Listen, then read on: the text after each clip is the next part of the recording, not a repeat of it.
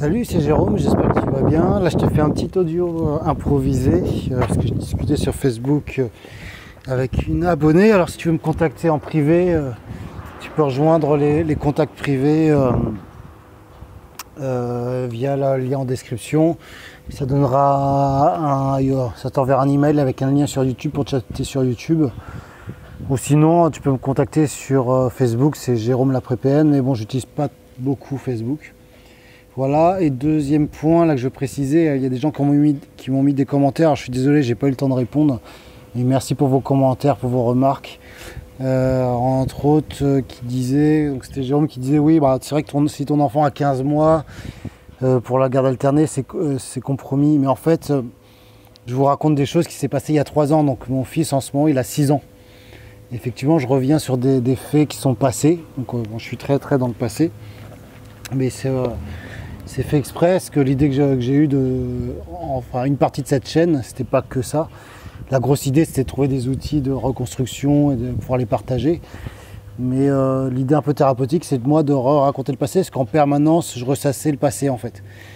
Donc je me suis dit, bah, j'ai fait des séances de psy, bah, peut-être si je les mets sur YouTube de manière anonyme, peut-être que ça va servir à d'autres, et peut-être que je saurai que ça va servir à d'autres. Ce qui commence à être le cas, il y a des gens qui me remercient que ça les aide, donc là je vous remercie aussi, je vous remercie en retour. Et c'est plutôt cool, quoi. Moi ça me fait du bien et c'est plutôt positif. Mais voilà, tout ça pour te dire, des fois je te parle d'histoires qui sont passées, et ça s'est passé il y a peut-être 3 ans, j'ai plus les dates exactes, mais j'ai commencé à me séparer, l'enfant il avait 13 mois, 15 mois. Et après, il y a eu 5 mois d'attente pour le jugement, et après, il y a eu 1 an d'attente, tu vois. Donc, toute cette histoire a duré au moins 1 an et demi, un peu plus d'1 an et demi de séparation. Puis après, il y a tout entre les 2 jugements, c'était horrible. Je crois que c'était le pire, de l'attente, de faire monter le dossier et tout. Enfin, le référé, ça a été pour moi vraiment compliqué. Et après, ça a été compliqué de l'accepter. Et chose qui n'est pas complète d'ailleurs, parce que je te fais ces audios. Voilà, je voulais réagir avec l'abonné là qui m'a envoyé un petit dessin un peu par un petit jeu où tu fais des petits dessins, tu vois, elle a fait un petit rond et ça m'était pas destiné. Et puis de toute façon je dis ouais, ce rond là je vois pas qu'est-ce que ça pourrait être. Elle me dirait bah ça peut être un vide, une sortie, la liberté, l'espoir de la percée. Et ça me fait réagir parce que déjà moi je suis un peu sorti de tout ça, mais je voulais te faire une vidéo sur le piège du pervers narcissique. Ah, je suis désolé, j'attends une commande Ikea, c'est un peu compliqué, donc je suis un peu distrait. Et putain, je te raconte pas, mais ça me fout la haine Ikea. Je pourrais te faire un audio en te parlant de ça. Bref, j'ai eu plein de problèmes de livraison. Voilà, bon bref, ça n'a rien à voir, donc je continue mon histoire. Mais à un moment donné, t'es pris dans le piège du pervers narcissique et tu vois qu'il n'y a pas de solution. Et je me rappelle très bien, tu vois, pour moi, je vois vraiment l'image d'un piège de loup ou d'un piège d'ours, tu vois, tu sais, les pièges que mettent les trappeurs au sol, un peu comme dans un dessin animé, qui mettent au sol, puis quand l'animal il marche dessus, je crois qu'on dit que c'est un piège de loup, il me semble, et bah pouf, ça lui prend la patte, ça lui déchique la patte, et si l'animal veut s'en sortir, bah il faut qu'il perde sa patte, tu vois, il s'arrache, et puis ça va le tuer par hémorragie. Bah t'es là-dedans, en fait, t'es pris, tu vois, tu vas perdre quelque chose, quoi. Et à un moment donné, moi je me sentais, le piège c'était au-delà de la violence, tu vois, qu'il y a eu. Et la peur, le piège, c'est de la peur pour mon enfant, en tout cas, qu'elle fasse des violences contre lui, qu'elle avait déjà faites. Mais bon, ça encore, maintenant, c'était un peu de la manipulation contre moi. Et ça, j'ai toujours du mal à le comprendre, du moins. Et peut-être à l'accepter. Mais il y avait le piège de l'appartement où j'étais en location. Le bail était aux 2 noms. Alors, c'est moi qui payais tout. Mais elle touchait les APL. Et à un moment donné, j'en avais marre, quoi. J'avais demandé qu'on récupère directement les APL pour toucher le logement. Ah, j'ai oublié ça, d'ailleurs. Parce qu'elle devait me payer, en fait, on est convenu qu'elle me paye la moitié ou un tiers, je sais plus ce que j'avais convenu. En fait, j'avais convenu qu'elle me paye le loyer qu'elle payait de son ancien studio. Donc en gros, il y avait 1000 €, tu vois, d'appart. Et je lui demandais 300 €, ce qui me paraît convenable, sachant qu'elle avait les APL, c'était 300 €, 350, ou je sais pas, peut-être un peu plus. Ce qui me paraissait convenable, ça prenait en compte que moi j'étais un peu plus aisé. Et en même temps, voilà que... Sauf que c'est jamais arrivé, mais j'avais complètement oublié cet arrangement d'ailleurs. Putain, tu vois, c'est le fait de te refaire des audios, à quel point il y a des points que tu oublies. Bon, c'est pas le plus important, mais si tu veux, pour cet appartement, mon père s'est porté caution. J'avais fait des travaux dans cet appart, c'est pour ça qu'on l'a eu en location et il est vachement bien situé. Mais si je me sépare, sachant qu'elle bossait pas, qui paye, tu vois, en fait, même si c'est pas moi, le bail était aux deux noms, l'agence voulait pas, alors moi je me suis résilié de l'appartement, mais en fait quand le bail est aux deux noms, ils peuvent pas le casser comme ça. Et mon père était caution, donc il y avait cet enfer-là de dire, en fait, tu te sépares, faut que tu payes la pension alimentaire, enfin, si tu te sépares, c'est déjà compliqué par rapport aux modalités de séparation et tout le reste, les violences, mais en plus, il y avait ce côté, mon père il me dit, mais moi je peux pas payer cet appartement, tu vois, si elle paye pas, tu vois, il y avait cette angoisse-là, il était dans un piège en fait, mais tout ça, il était élaboré, tu vois. Ça était bien élaboré. Et ce qui s'est passé finalement, c'est que moi j'ai pu me sortir. En fait, si tu veux, c'était des bails renouvelables tous les 3 ans, 2 fois. Donc là, elle est encore dans cet appartement, il a été renouvelé une deuxième fois. Et moi, j'ai pu me sortir sur le premier renouvellement où j'ai dit à l'agent, je leur ai mis la pression. Et en fait, ils ont accepté de m'enlever du nom. Normalement, ils ont pas trop. Enfin, j'ai mis un peu la pression. Et j'y suis allé, j'étais vraiment pas bien. Je me suis même mis à pleurer là-bas. Enfin, j'en pouvais plus, quoi. Et le mec était un peu désolé, il me dit, vous savez, vous n'êtes pas le seul, hein, on en envoie plein des histoires comme ça en tant qu'agence. Eux, ils défendent leurs clients, quoi, ils défendent leurs intérêts, mais ils ont dit, voilà, votre père, lui, il sera toujours cautionnaire, ils ont été quand même sympas. Ils m'ont envoyé un papier comme quoi, moi, je sortais du bail, mais qu'elle est restée dans le bail, tu vois. Sachant que de toute façon, mon père est caution, donc eux, ils se blindent par rapport à ça. Mais voilà, il y avait vraiment toute cette idée de piège et qu'à un moment donné tu cherches une solution, un axe de sortie, tu vois. Et en fait, souvent, tu te rends compte qu'il n'y en a pas. Et mon ancien meilleur ami me disait, mais en fait, c'est le principe d'un piège, quoi. J'espère que ça enregistre bien, ouais, c'est bon. C'est le principe d'un piège. Un piège, c'est un piège, tu vois. C'est pas il y a une sortie, quoi. Pour te sortir, ça va te coûter cher, quoi. Moi, ça m'a coûté les frais de séparation, les angoisses, les frais de psy derrière, enfin tout. Enfin, ça m'a permis de gagner beaucoup derrière, tu vois, de mieux me connaître. Hein. J'ai personne qui me dit, cool, ça t'inspire.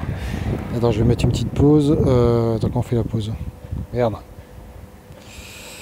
Ah putain, c'est ça, faire les trucs à l'arrache. Moi, je reprends l'audio. Voilà, ça m'a inspiré dans le sens où ça me rappelle la notion de piège et qu'on est pris dans le piège du pervers narcissique. Et tout ça, il en a conscience sur moi. Enfin, moi, c'était, tu vois, même le fait que j'aurais pu être tout seul dans le bail, mais tu vois, je voulais tellement, et c'est venu de moi le bail aux deux noms d'ailleurs, je trouvais ça normal, tu vois, t'as un nouvel appartement, tu fais les travaux en location, t'as un bébé qui arrive, je voulais qu'elle s'installe, c'est même moi qui lui ai proposé, je crois même pas qu'elle m'a manipulé là-dessus, j'ai dit, voilà, on met le bail aux deux noms. Ou peut-être qu'elle me l'avait proposé, elle me l'avait demandé, mais elle n'a eu pas trop insisté, quoi. Moi, mon père, lui, ça lui a fait tics, il a eu du mal à être cautionnaire par rapport à elle. Parce que ça faisait pas longtemps qu'on se connaissait, tu vois, ça a été... Et je pense qu'ils voyaient bien qu'il y avait un truc qui collait pas, tu vois. Chez elle, ils avaient pas osé me le dire, mais... Bon, mon père, il m'a quand même fait conscience, il s'est porté caution, et puis il a vachement regretté par la suite. Et moi, je lui ai expliqué, mais non, mais papa, heureusement que tu as été caution, parce que je t'en aurais voulu toute ma vie si tu n'as pas été caution. Tu vois, tu as un enfant qui arrive, tu lui présentes une femme, après, elle est ce qu'elle est, tu vois.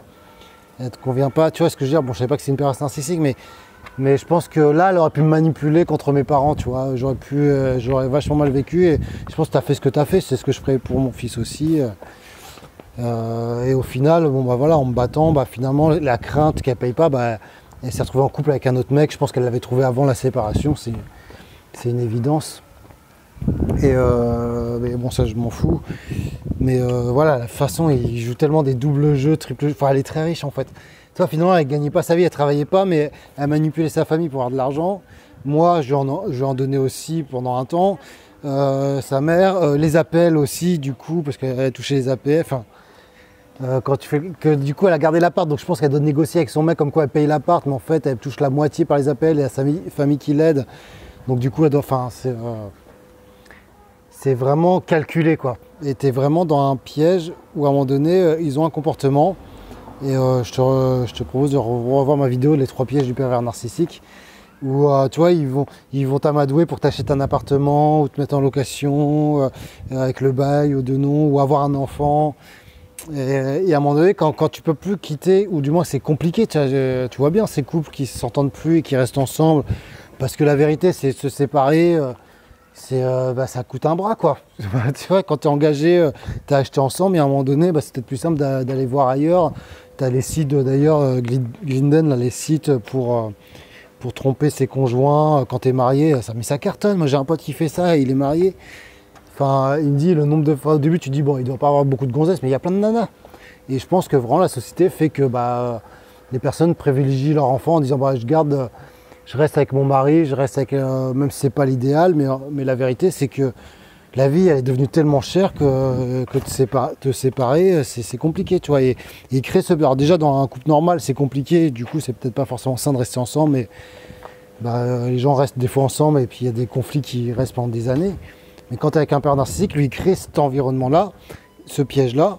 Et si en plus toi t'as pas de famille, mais si moi j'avais pas ma famille derrière, j'avais pas mes amis, mais ça te pousse au suicide quoi. Mais vraiment quoi, je veux dire, c'est même pas un aveu de faiblesse, pas du tout, c'est juste être humain, tu vois. Donc voilà, t'es pris dans un piège, et à un moment donné il faut avoir conscience de ce piège-là, et un piège c'est un piège, c'est-à-dire que pense pas que tu vas pouvoir t'en sortir indemne et trouver une solution. Et je crois même que le mental, tu vois, j'ai lu ça dans l'instant présent, le pouvoir de l'instant présent, finalement notre cerveau il est un peu programmé depuis la nuit des temps à éviter les problèmes pour survivre. Voilà, c'est qu'il y a plein de problèmes et t'as des prédateurs, tout ça, il faut créer des choses, faut survivre. Et c'est un peu un résolveur de problèmes, ton cerveau. Donc dès qu'il y a un problème, il adore ça, tu vois. Et moi putain, mais je pensais à ça tous les jours, mais pour m'en sortir, pour trouver des solutions, enfin, ça te prend la tête. Et à un moment donné, il n'y a pas de solution. C'est ça le truc, c'est que la solution, c'est de partir et d'accepter que tu t'es planté, que tu t'es fait avoir, et ça va te coûter beaucoup, mais ça va t'apporter par la suite beaucoup plus en richesse intérieure, en évolution, en connaissance de toi-même et en ce que tu veux faire de ta vie, quoi. Donc voilà, il y aura une autre, toi tu vois que le côté négatif, mais il y aura une autre phase qui est beaucoup plus positive par la suite, et qui va être aussi du travail, tu vois, et du temps à libérer pour ça, je pense. C'est ce que je me suis dit hier, parce que j'avais un peu de temps, j'ai fait des vidéos privées, et je me suis dit, il faut se consacrer du temps à se recentrer sur soi-même, et à lire, et à se dire qu'est-ce qu'on va faire sans avoir le stress de ce qu'on va faire dans la vie, mais qui on est, qu'est-ce qu'on veut, et quelles sont nos problématiques, et les résoudre, et y repenser, quoi. C'est du temps, tu vois. Mais tout ça, c'est une richesse intérieure que tu peux retravailler par la suite. Voilà, maintenant moi je m'en suis sorti, alors, à moitié parce qu'il y a quand même mon fils qui est avec elle, et elle a la garde, même s'il va bien pour le moment, et je procrastine un peu, et peut-être que d'ici 1 an ou 2 je te redirai, j'ai plein d'emmerdes, elle a déménagé, elle est partie loin et je vois plus mon fils, tu vois, ce qui est un peu ma crainte. Voilà, c'est peut-être ce qu'il faut que j'anticipe peut-être maintenant là dans les mois à venir. Mais voilà, ça a été une sacrée épreuve, quoi. Donc je te comprends, quoi, enfin je te comprends de la voix, la sortie, enfin ouais, et puis tout ça, c'est tout ce que je te parle, si les gens peuvent pas le comprendre, parce que c'est pas un truc physique, c'est pas genre t'as eu un accident, t'as le pied cassé, tu vois, ou ok, t'as eu un accident, il y a un mec qui t'est rentré dedans, t'as le pied cassé, bon. Mais non, en plus, personne, quoi, t'as une incompréhension de l'autre, c'est dans la psychologie, tu vois, c'est pas palpable, et du coup c'est difficile, t'es aussi tout seul, en fait, t'es aussi tout seul à pouvoir le comprendre, et je comprends que mes vidéos peuvent faire du bien à des personnes qui l'entendent, et de se dire il y a quand même un après, tu vois, où tout n'est pas idéal, mais on s'en sort, tu vois. On s'en sort si on en prend conscience assez tôt, et puis et je pense qu'il y a une phase d'acceptation qui n'est pas complète encore chez moi, et qui doit être très difficile à surmonter. Pour fermer cette page et commencer une nouvelle page, je vais complètement neutre, et on vit notre vie, et on ne l'épuise pas à repenser, à ressasser tout ça, et on ne redonne pas de l'énergie à elle ou à lui. Je t'ai fait un audio qui sera publié dans quelques temps, mais parce que je l'ai revu en fait à l'école, et je te referai encore, ça m'a un peu perturbé de la revoir, ça m'a fait du bien. Mais je me suis dit, enfin voilà, elle me définit pas, tu vois, je l'ai rencontrée que quand j'avais 33 ou 34 ans, quoi. Tu vois, et je vais pas... Faut arriver c'est ça qu'il faut se dire, t'avais un avant et t'auras un après. Voilà. Avant et après le piège, donc voilà, tout ça c'est de l'espoir, j'espère que je pourrai te communiquer au moins ça. Voilà, je t'embrasse, prends soin de toi et à bientôt.